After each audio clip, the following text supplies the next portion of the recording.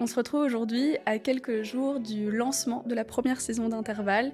Ce lancement aura lieu le dimanche 28 juin avec une première interview d'Hélène Dassy. Hélène, pour celles et ceux qui la connaissent pas, c'est une ultra-traileuse qui est arrivée deuxième de la TDS en 2025 et j'ai hyper hâte que vous découvriez cette interview, cet échange, tout comme j'ai hâte que vous découvriez les prochains. Mais étant quelqu'un d'assez scolaire, c'est important pour moi de commencer et d'ouvrir cet espace de réflexion, d'échange, de co-construction d'une certaine façon, on va s'en parler par la suite, par une intro pour poser les bases, se dire c'est quoi Intervalle, pourquoi ça existe, dans quoi ça s'inscrit, et si tout se passe bien, on se retrouvera aussi fin octobre pour clôturer cette première saison et tirer les fils des apprentissages qu'on aura fait au fil des prochaines semaines.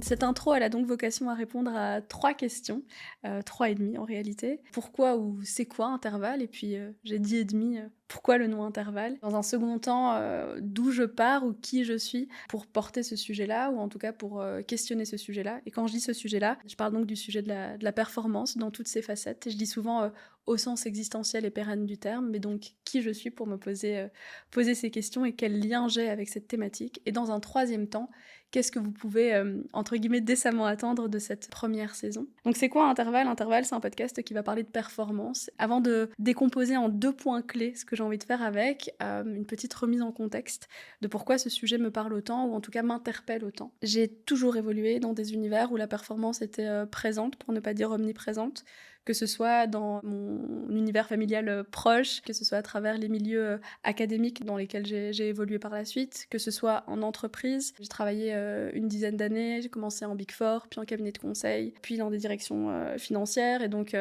pour la petite anecdote, mon titre quand j'étais consultante en cabinet, c'était consultante en finance et pilotage de la performance. Donc voilà, dans l'univers corpo, j'ai aussi été très liée à cette thématique.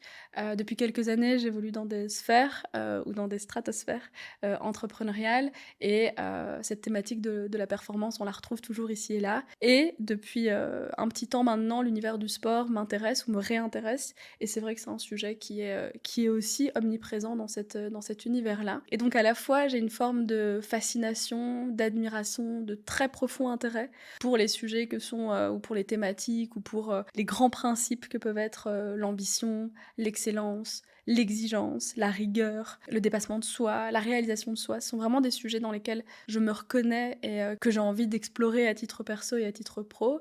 Et en parallèle, je questionne aussi, je challenge ça, et j'entretiens un rapport très ambivalent avec ces thématiques, notamment parce que je suis méfiante et critique de tout un autre courant de pensée, ou en tout cas un courant de pensée qui se retrouve de l'autre côté du spectre, et qui va valoriser très fort l'hyper-performance, le culte de l'optimisation, l'injonction au toujours plus, sans rentrer dans des considérations politiques trop tôt. Je suis aussi très critique des discours qui vont dire quand on veut, on peut, des approches très méritocratiques selon lesquelles le travail résout tout. Et donc je viens d'un côté avec, je pense, cet amour de la performance, de l'autre côté avec ce regard très critique qui est à mon sens presque politique, et dans un troisième temps, je me reconnais pas du tout non plus, et c'est probablement allié au fait que j'aime autant la performance, dans des discours qui vont être à mon sens plus complaisants, qui vont faire la part belle au slow, à l'écoute de soi comme critère premier de tout, qui vont vraiment être très critiques et très acerbes vis-à-vis de l'effort, vis-à-vis de l'idée de sortir de sa zone de confort. Et donc, je suis là avec ces 3 gros blocs intérieurement. Je suis aussi là avec tout un ensemble de questions qui m'habitent depuis toujours. Et ces questions, elles sont de l'ordre de ça veut dire quoi réussir sa vie, ça veut dire quoi réussir tout court d'ailleurs, c'est quoi l'ambition, est-ce que être ambitieux ça vient nécessairement d'une part blessée de soi, ou est-ce que c'est nécessairement la manifestation d'un ego surdimensionné, ou est-ce que c'est autre chose, c'est quoi la part de l'inné, c'est quoi la part de l'acquis, c'est quoi la part du travail, c'est quoi la part du talent, comment on fait coexister tout ça, comment on tire le meilleur de tout ça, comment certaines personnes vont atteindre des résultats incroyables pendant que d'autres vont s'épuiser en essayant. Qu'est-ce qui explique cette différence? C'est quoi le coût de l'excellence? Qu'est-ce qui se passe quand on atteint ses objectifs? Une fois qu'on a atteint ses objectifs, comment est-ce qu'on s'en satisfait? Est-ce qu'on peut s'en satisfaire? Ou est-ce que intrinsèquement on a envie d'aller toujours d'aller chercher plus? Je suis là avec toutes ces questions. Je suis aussi là avec 2 courants de pensée philosophiques qui m'intéressent depuis toujours, à savoir d'un côté l'existentialisme, et donc en généralisant, ou plutôt en simplifiant à l'extrême, c'est vraiment cette idée que l'existence précède l'essence et que nous sommes ce que nous faisons. J'ai un amour fou pour le fait de de devenir à travers l'action et pour l'idée que rien ou pas beaucoup ne préexiste à ce qu'on choisit de faire et à ce qu'on peut faire de ce qui nous arrive. Ça, c'est le premier courant. Et le deuxième courant, c'est plutôt une pensée nietzschéenne ou un concept nietzschéen qui est la volonté de puissance. Et la volonté de puissance, elle est souvent mal interprétée. On va souvent considérer que c'est une volonté de domination et de pouvoir, alors que c'est plutôt une question d'exploration, et plutôt au-delà de l'exploration, d'actualisation de son potentiel à travers l'action. C'est une question de croissance personnelle, et c'est l'idée, Nietzsche dit très bien, deviens ce que tu es, que l'homme est avant tout un processus, pas un être figé. Et donc, je pars de cette fascination pour la performance, cette critique de la performance entre guillemets au sens capitaliste du terme, cette critique de la performance qu'on va retrouver à travers les courants plus slow, le tout qui repose sur un socle de questionnements plus existentiels et plus métaphysiques. Et donc, de tout ça, j'ai envie d'explorer ce sujet, en fait. J'ai envie d'explorer ce sujet de deux façons différentes. Et je l'ai dit au début en disant je vais élargir un peu le spectre en disant d'où je viens et pourquoi est-ce que ce sujet m'intéresse. Mais j'ai vraiment deux questions clés que j'ai envie d'explorer à travers ce podcast.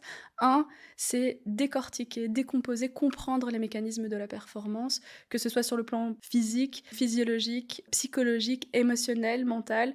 Je veux comprendre auprès de ceux qui performent et de ceux qui accompagnent la performance, comment on fait en fait. Comment on fait pour atteindre des résultats a priori hors du commun, comment on fait pour durer, comment on fait pour garder le plaisir, comment on fait. Décortiquer les mécanismes de la performance, c'est le premier angle. Et je pense que vous l'aurez compris en écoutant le début de cette intro, décortiquer les mécanismes de la performance sur fond de questions que j'estime ou que je considère comme étant plus fondamentales, plus métaphysiques, presque sur de nouveau le sens de la vie, le sens de la réussite, le sens de l'ambition, et qui on devient quand on accomplit ces choses-là. Qui je suis, moi, ou plutôt comment est-ce que ce sujet est revenu, parce que j'ai aussi dit en intro, le sport fait de nouveau récemment partie de mon référentiel, et c'est vrai que le podcast, l'idée d'intervalle est là dans les bacs depuis un petit temps, notamment à travers l'angle du sens de la vie, entre guillemets, mais il est revenu récemment plus frontalement à travers l'angle de la performance plus spécifiquement, parce que j'ai repris le sport il y a quelques années. Et alors là, on va faire un petit insert de où j'en suis dans le sport pour peut-être comprendre pourquoi je vais poser certaines questions ou dans quoi elles s'inscrivent d'une certaine façon. Moi, j'ai recommencé à courir en 2023. Je dis recommencer parce que je courais tranquillement quand j'étais plus jeune, jadis, sans montre, sans plan, sans objectif. Mais 2023, c'est une année qui a clôturé pour moi ce que j'ai appelé une décennie de la maladie. Alors, sans faire ou refaire mon CV médical, c'est pas l'objectif de cette intro, mais depuis 2013-2014, j'ai successivement eu plusieurs problèmes de santé, pancréatite, un diagnostic de maladie auto-immune qui s'appelle la RCUH, une embolie pulmonaire, une prééclampsie. Et donc, ça a été des années très compliqué et j'ai commencé à voir le bout de tout ça en 2023 et j'ai voulu célébrer la fin de cette décennie ou en tout cas ouvrir vers autre chose en faisant un marathon. Et donc j'ai décidé de courir ou de m'entraîner pour mon premier marathon en 2023 et je pensais que j'allais juste faire un marathon et en réalité, je veux faire un marathon pour clôturer ma décennie de l'enfer, c'est ouvert à un champ des possibles que j'imaginais pas au moment où le processus a commencé. Donc depuis 2023, j'ai fait mon premier marathon, mais au-delà de faire mon premier marathon, j'en ai fait un deuxième, puis un troisième, puis un quatrième. J'ai fait mes premiers trails, j'ai couru mon premier 100 km dans le désert. Peut-être qu'on aura l'occasion dans les prochains épisodes de reparler du désert ici ou là. Et aujourd'hui, je me prépare pour mon premier 100 miles. Ce processus-là m'a amené à travers le sport à découvrir ou à redécouvrir tout un ensemble de choses que je lis à la question de la performance et qui m'intéressent. Ça m'a amené à redécouvrir l'effort, la rigueur, la discipline, le goût du travail, l'humilité. Ça m'a amené à comprendre que la progression est jamais linéaire. Ça m'a aussi amené à comprendre que les limites qu'on envisage pour soi ou qu'on imagine qu'on a peuvent de très loin être dépassées. Et donc c'est aussi à travers ces questions-là que j'ai envie d'explorer le sujet de la performance, ou qu'en tout cas le sujet de la performance est revenu sur la table. Je crois qu'avec ces premiers éléments, on a des premiers aussi éléments de réponse sur c'est quoi ce podcast, à quoi il va servir, donc les 2 points clés, décortiquer les mécanismes de la performance tout en s'inscrivant, deuxième point clé, dans une réflexion peut-être plus fondamentale et plus métaphysique sur notamment le sens de la réussite, le sens de l'ambition, le sens de l'équilibre et comment on dose toutes ces dimensions-là. Deuxième question, d'où je viens et pourquoi est-ce que ce sujet m'intéresse autant aujourd'hui. Pourquoi Intervalle? J'ai pas répondu à cette question. Ce podcast, il a pas vocation à amener des solutions toutes faites qu'on va pouvoir transposer. Je vois vraiment ça comme un espace de réflexion, d'exploration, de co-construction, je l'ai dit en intro, c'est-à-dire que je pense que ma réflexion, elle va se nourrir des retours que je vais avoir, des questions que je vais poser, des réponses que je vais recevoir. Donc il n'y a pas de thèse, j'ai pas envie de défendre de thèse, à l'exception d'une qui est que autant j'adore l'idée de performance, autant je ne crois pas, ou plutôt je crois que l'idée d'intensité permanente est tout à fait illusoire. Et donc l'intervalle c'est quoi? Alors c'est évidemment un énorme clin d'œil aux entraînements en intervalle que j'ai passé beaucoup de temps à faire ces dernières années, et qui sont donc des entraînements qui alternent entre des moments d'intensité et puis des moments de récupération, et c'est cette alternance qui fait progresser. C'est un clin d'œil à ça, et c'est aussi surtout l'idée que la progression, et je pense de façon générale, la performance s'inscrit dans un processus qui n'est pas linéaire, qui est cyclique, dans lequel il y a des saisons, dans lequel il y a des phases dans lesquelles on alterne entre de l'intensité, de la récup, de l'effort, du reset. Et donc même s'il n'y a pas de thèse universelle aujourd'hui que j'ai envie de défendre, et que je viens plutôt l'esprit ouvert en me disant j'ai hâte que... Et on va arriver au 3e point, ou ce que vous pouvez décemment attendre de cette première saison. Même si j'ai pas de thèse universelle à ce stade que j'ai envie de défendre, il y a quand même ce point de l'intensité permanente est illusoire. Ceci étant dit, le slow permanent, à mon sens, l'est aussi si on a envie de progresser. Et donc cette notion d'intervalle, pour moi, elle est au cœur de ce que je veux croire autour de la performance. 3e point maintenant, 3e question, à quoi vous pouvez décemment vous attendre pour cette première saison?